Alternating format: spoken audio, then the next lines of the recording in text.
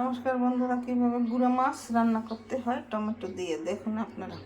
এখানে লবণ 1 চামচ, মরিচের গুঁড়ি 2 চামচ আর হলুদ গুঁড়ি 1 চামচ আর গুঁড়ো মাছ, এটাকে মেখে তারপর টমেটো এখানে কেটে নিয়েছি কুচি করে, এটা দিয়ে একসাথে করে রান্না করব।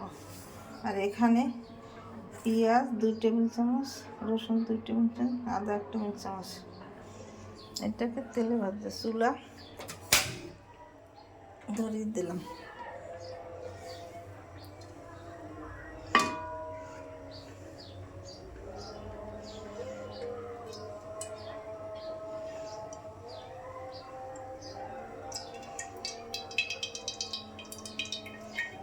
দুই টেবিল চামচ তেল দিয়ে দিলাম, তেলের মধ্যে তেজপাতা দিয়ে দিলাম,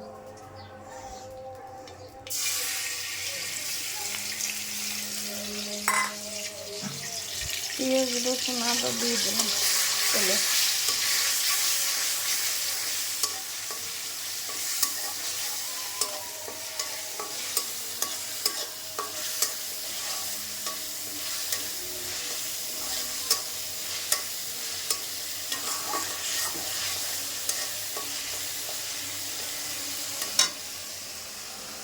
এর মধ্যে টমেটো দিয়ে দিলাম,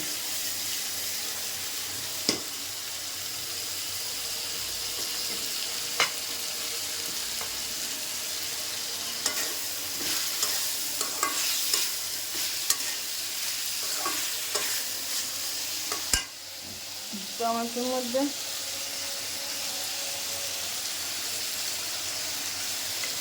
হলুদের গুঁড়ি 1 চামচ,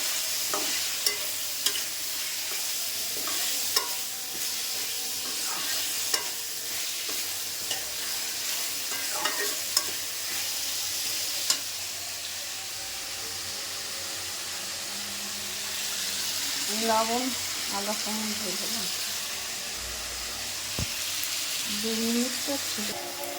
2 মিনিট পর ফিরে এসেছি, মাছ মেখে কড়াইতে দিয়ে দিয়েছি।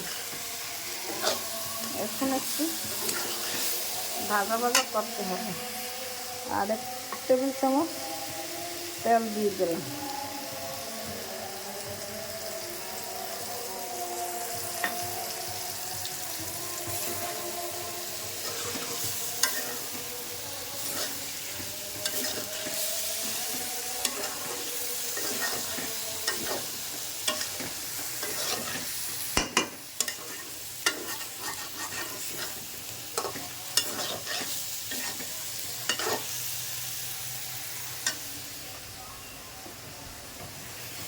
পরিমাণ মতো জল দিয়ে দিলাম।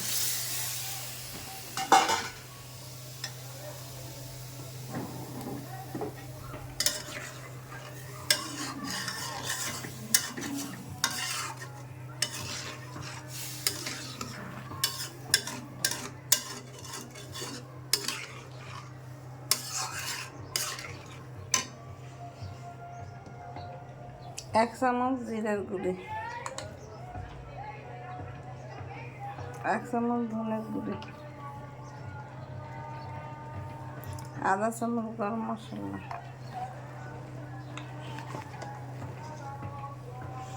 আর একটু হলুদের গুঁড়ি,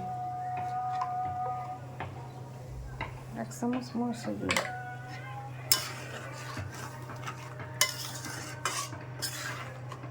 ঢাকনা দিয়ে ঢেকে দিব। 2 মিনিট পর ফিরে এসছি।